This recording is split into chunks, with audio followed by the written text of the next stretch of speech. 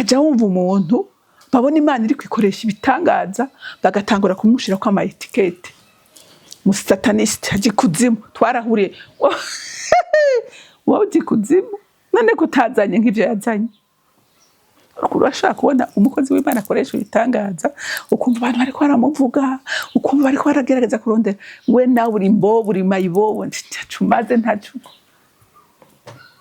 we kwereka ataguhaye nk'ivyo bamuhaye.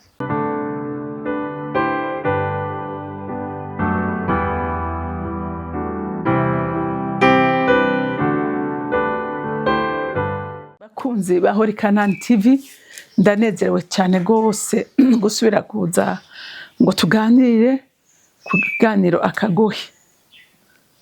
Igituma uyu munsi niyumviriye ko twoganira ku mugororotsi, ku iherezo ry'umugororotsi n'iherezo ry'umunyabyaha, no kugira ngo n'ukuri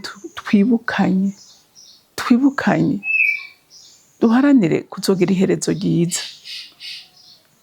kuko by'ukuri n'ubuzima abagororotsi babamwe no muri ino si n'ubugororotsi n'ingene abanyabyaha babaho mw'isi n'ukuri hariho itandukaniro rinini.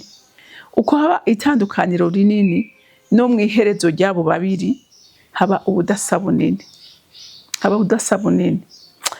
je rero isengesho numva ndafise isengesho rivuga ngo Mana ndashaka kuzogira iherezo ryiza, ndashaka kuzosiga histoire mw'isi, ndashaka kuzosikirugura umurage mwiza abanje.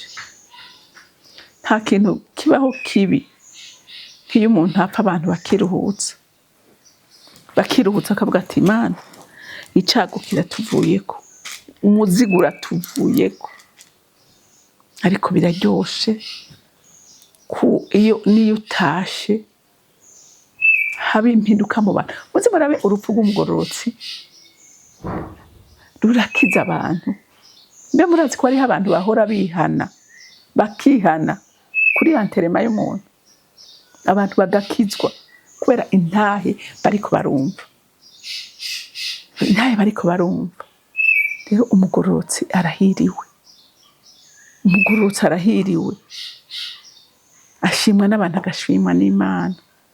Reka dusome mu byakozwe n'intumwa, turasoma igice c'indwi, dusome kuva ku murongo wa 54 dushikane ku murongo wa 60. Bicisha Stefano amabuye, bavyumvise barashangashigwa, bamurira imisaya, ariko Stefano yuzura mpwemu yera. Urumva bamwe ariko barajya imisaya, ariko ubundi ubushobozi bw'Imana buramanuka. Haleluya, kandi hari umunsi wiwe wanyuma. Ahanga amaso mw'ijuru, bariko bamutera amabuye, wahanga amaso. Reka mbanze ndabisome numva ndi excité. Urumva, reka subiremo. Bavyumvise barashangashigwa, bamurira imisaya, ariko Stefano yuzuye mpemu yera, ahanga amaso mw'ijuru, abona ubwiza bw'Imana na Yesu ahagaze iburyo bw'Imana, aravuga ati mbonye ijuru ryugurutse n'umwana w'umuntu ahagaze iburyo bw'Imana. Barayogora n'amajwi arenga, biziba amatwi. Abanyabyaha baribwa n'ijambo ry'Imana, barasesemwa naryo. Bamugwira ko icyarimwe, bamuhindira inyuma y'igisagara, bamwicisha amabuye. Kandi abamwagirije bari bashize hasi imitamana yabo imbere y'ibirenge by'umusore yitwa Sawuli, Paulo uyu munsi.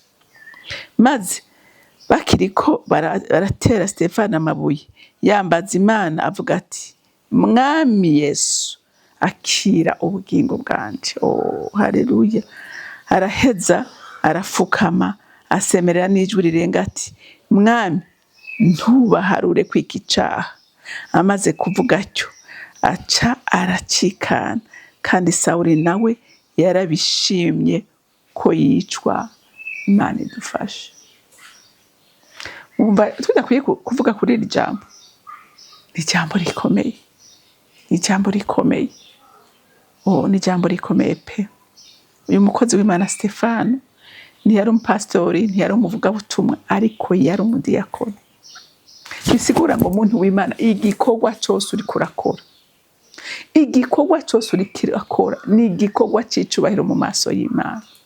Wewe ugikorana ubwizigirwa gusa, ugikorere mu bugororotsi, ugikore ku bw'icubahiro cy'Imana, ntugikore kubwe kwempressiona abantu, ntugikore ari kuvuge ngo Mana ndiko ndagikora kugira ngo ubwami bwawe bwaguke, izina ryawe rishimwe. Kuko iyo turiko turakora neza abantu b'Imana, izina ry'Imana rirashimwa, abantu tugashingira nta Imana mu bikorwa turiko turakora, bakavuga tujya muntu by'ukuri yarizeye umwami kandi asa n'umwami, akora nk'ivyo umwami yari gukora aka kanya ari muri ino si. Haleluya. Stefano baravuga bati none intumwa zaravuga ubutumwa, hanyuma kuko basangira n'abera bose bakazana ibintu byabo bakabisangira, rero ugasanga bariko barabikora, hariho abatabikora mu bwizigirwa, usanga bagira nkunzi, ugasanga bafavoriza uyu, nkuko n'uyu munsi no mu ishengero birahari. Hari igihe nk'umuntu agira ikibazo ugasanga abantu barihuse gukora kubera urukundo bamukunda cyangwa kubera ikimenyane, ariko ugasanga ubundi ntibamwita kubera bavuga ntacyo basangiye, kandi ubundi turi umubiri wa Kristo. Intumwa zirabona bati ibi bintu biriko biratera induru kandi bigira bizana amacakubiri mu ishengero. Baravuga ati iki gikorwa reka dusenga Imana, tugishinga abantu buzuye mpemu w'Imana, abagororotsi, abantu bazira icyaha muri bo, imvuga kuri nibo dukeneye. Rero Stefano yari muri abo batowe ngo bakore ico gikorwa. Abantu bose baranezerwa cyane, abantu benshi barabaza ku ntumwa, gushika naho byateye ishari rikomeye. Abafarisayo, Abayuda barababara ati ko amasinagoga ari vide byagenze gute?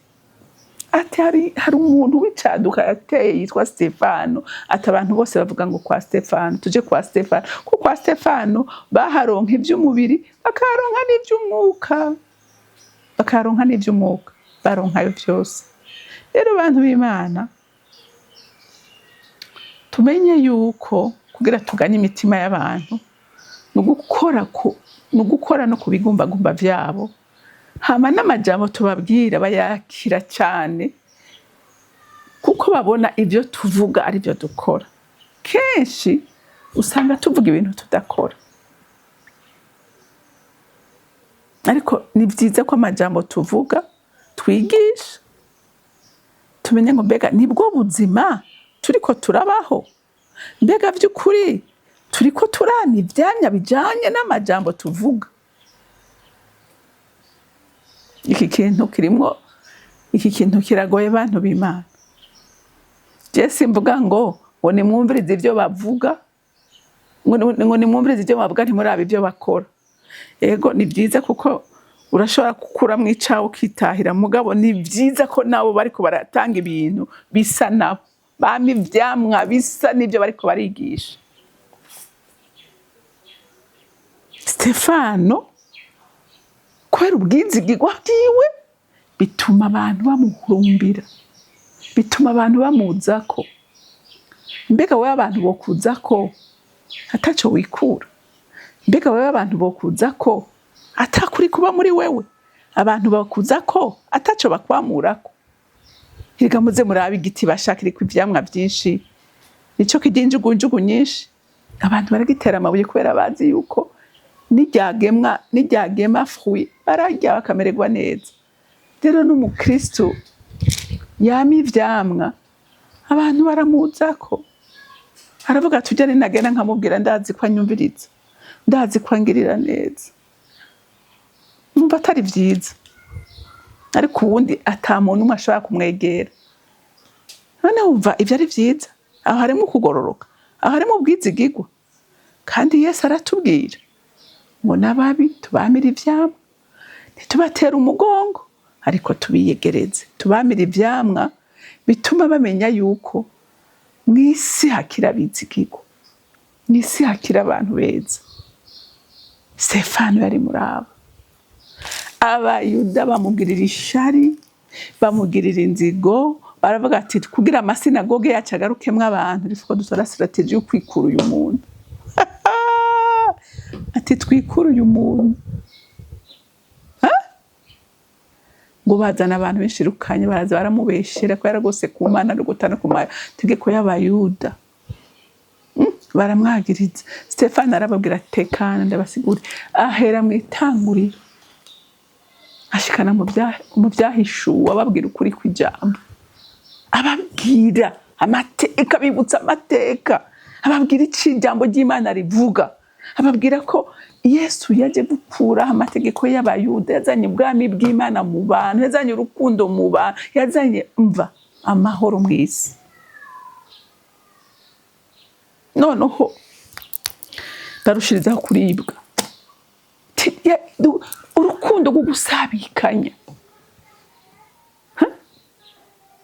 Murumva umugororotse, mwumvise abanyabyaha ingene bakora, bararibwa n'ivyiza abana b'Imana bakora. Ukaja wumva umuntu babona Imana iri kwikoresha ibitangaza bagatangura kumushira kwa amaetikete, umusataniste aje kuzimu, twarahuriye wowe uzi kuzimu none kutazanye nk'ivyo yazanye. Urashaka kubona umukozi w'Imana akoresha ibitangaza, ukumva abantu bariko baramuvuga, ukumva bariko baragerageza kurondera we nawe uri mbobo uri mayibobo ntacumaze ntacu. We kwereka ataguhaye nk'ivyo bamuhaye. Kwereka bataguhaye. Birababaje. Stefano bamugira inama zo kumwicisha. Bamukweza arababwira ati hagarara. Aha twasomye ko Stefano ndamukunda aragaheza gigo. Urumva umuvyeyi babariye ngo ariko Stefano kuri 55 ngo ariko Stefano yuzuye mpemu yera ahanga amaso mw'ijuru, abataye amabuye amaraso ariko arajojota mu maso n'ibyakorotse ibiti, ahanga amaso mw'ijuru ati hagarara ndababwira inkuru nziza, ndababwira ibitangaza mbonye, bababwira iby'ijuru rikorera akora kubw'iki gikorwa muriko murakora. Mwavyumvise ngo ahanga amaso mw'ijuru abona ubwiza bw'Imana. Haleluya. Ngo na Yesu ahagaze iburyo bw'Imana. Umugororotse apfa anezerewe. Umugororotse avuga ati ndashimira igari mwamushimye ko njyamo. Nasanze urupfu rw'umugororotse uko rumera kose ni inyungu ku Mana no ku bantu. Ni inyungu ku Mana no ku bantu. Stefano bariko bamutera amabuye, none aranumuye amaso avuze ngo abonye Imana, abonye na Yesu ahagaze, ariko ategwa amabuye ari muri ibi bintu. Nawe si we yabyihaye abantu b'Imana, ubundi ari gupfa yidoga, ari gupfa avuga ati Mwami nivyo nagukoreye, iyi niyo mpembo mpaye. Ariko mpemu w'Imana yaciye aza. Haleluya. Yaciye aza aramwuzuza ati rangabiza mwana wanje mw'ijuru, urabe ibigutegereje, ntupfuvuma ntupfuhezagira, upfana amahoro n'umunezero, ntihagire ikintu kikudestabiliza no muri iyi periode ya nyuma, muri uyu mwanya wa nyuma ntihagire ikikudestabiliza, ariko ugumane umutima umwe, ugumane umutima uguhezagira. Haleluya. Stefano ngo aravuga ati hagarara timbonye Imana. Na Kristo arahagaze iburyo bw'Imana. Haleluya. Noneho abadayimoni barasara. Iyo mpemu yera yuzuye mu muntu, ikuzimu kuranyiganyiga, kuzimu kurabadestabiliza, bari ngaho baranyiganyiga, barayogora kugira ngo ibyo bintu ntabihore, kuko byabajya mu matwi. Muze murabona mu bikorane by'abantu b'Imana, nabibonye kwa Kristo muri Bene, uko yasenga, uko twasenga, mpemu w'Imana aramanuka, abantu bagatangura kwigigagura hasi ko ntibashobora kuresista ubushobozi bwari aho hantu. Bagatemba baterura kubera presence ya mpemu yera yari heavy aho hantu, yari nyinshi aho hantu. Rero naho Stefano mu rupfu rwiwe mpemu yari yaramanutse yuzura ico kirere, ubwiza bw'Imana buramanuka, aba connecte, abona ibiriko biratunganywa mu ijuru kubwiwe. Ngo barayagura n'amajwi arenga, baziba amatwi, ngo baca baramugwako, bamukwegera inyuma y'isagara, baja kumutera amabuye. Umva umugororotsi, umva iherezo ry'umugororotsi yuzuye mpemu w'Imana. Ngo maze bakiriko baratera Stefano amabuye 59, yambaza Imana avuga ati, Mwami Yesu, akira ubugingo bwanje, ndaje wawe. Haleluya. Atabwoba, anezerewe kuko agiye kwakirwa mw'ijuru, hari impundu, baravuga ati haguruka, umutoni araje, intwari iratashe. Haleluya, haleluya. Ngo Mwami, ngo ntubaharure ko iki cyaha. Tuvugana ukuri nk'abana b'Imana. Umva, reka tubanze turangize. Ngo amaze kuvuga atyo, aca aracikana, kandi Sawuli nawe yarabishimye ko yicwa. Stefano mu rupfu rwiwe, amaso yakutunutse, amatwi bayamenye, amatama yakorotse, ibintu byose ari inyama. Ahantu hose ari inyama. Aravuga ati, Mwami, akira ubugingo bwanje, birarangiye, ndaje wawe. Atariki ico ngusaba ni kimwe, aba bantu byo bariko barakora ntabyo bazi, ndabasabiye imbabazi, ubababarire, ntihagire umuntu n'umuharura ku iki cyaha. Umwami wacu ku musaraba, ijambo yaherejeko ngo akira ubugingo bwanje Mwana, ngo ariko kimwe ngusabye Data, aba bantu ntubaharure ku iki cyaha bakoze, ntibazi ibyo bariko barakora. Ntabara mumbwire, tuvugana ukuri nk'abana b'Imana. Abantu bari ngaho bumvise iryo sengesho rya Stefano, ku isogonde yiwe ya nyuma, mumbwire ikintu yabivye mu mitima yabo. Nta kintu yasizeyo, nta kintu yababivyemo. Ndibaza ko uyu munsi hihanye abantu benshi.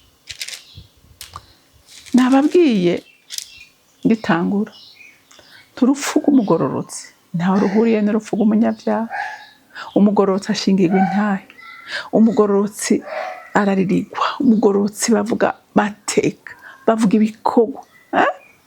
Hari n'aho abantu bateba bakavuga ati no, gezaho turarushe, gezaho amasaha ageze kure, kubera umuntu wese yifuza kuvuga kuri uwo munsi we wa nyuma ibyiza. Ariko umunyabyaha nta no gukura akanwa mu kanwa. Nabo bahaye ijambo ngo bavuge barabura icyo bavuga, bagafatanya. Haleluya. Bagafatanya utuntu kugira ngo barabe ko boronka n'imirongo ingahe bavuga kubwiwe. Ariko umugororotsi intaheze bazuzuye. Bantu b'Imana, ndabingiga muri uyu mwaka wa 2026, niryo jambo ry'umwaka ngomba kubaha naho umwaka utararangira.